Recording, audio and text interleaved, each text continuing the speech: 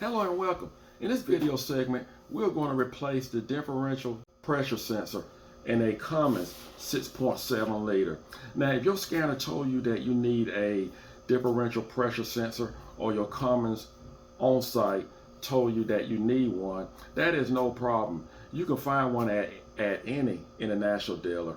There are plenty of them because it's a common part. So this video is going to show you not to just replace that sensor, but I'm going to go a little further to actually show you what I do to make sure that your new sensor continues to work properly. And it takes a little, maybe extra 30 minutes, but it is definitely rewarding.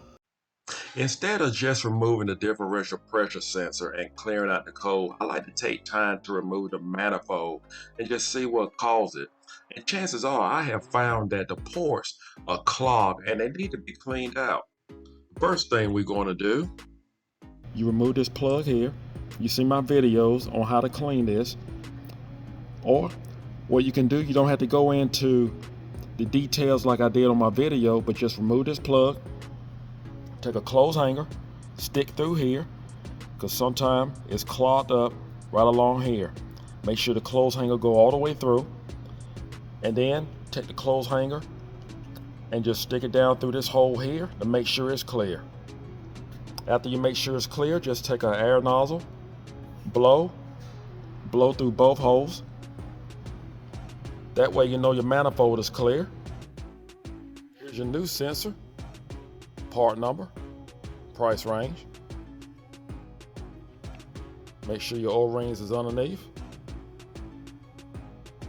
Just place it on and bolt it down.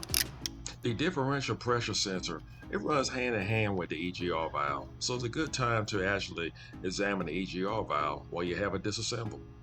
And if you decide to go this far as making sure the manifold is clean, all you need is a scraper, a 4mm Allen socket, 11mm wrench, 10mm socket with an extension, 3/8, and a 3/8 ratchet. Tighten down your new differential pressure sensor. There are some new gaskets that you would need to mount at this manifold, and here are some of the part numbers. And if you have any doubts, just make sure you look at some of my videos. It will actually walk you through it step by step. Connect your harness. And let's not forget to lock it back in place.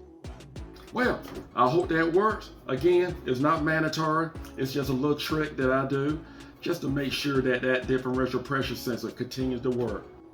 Do not forget to subscribe. Take care, and God bless.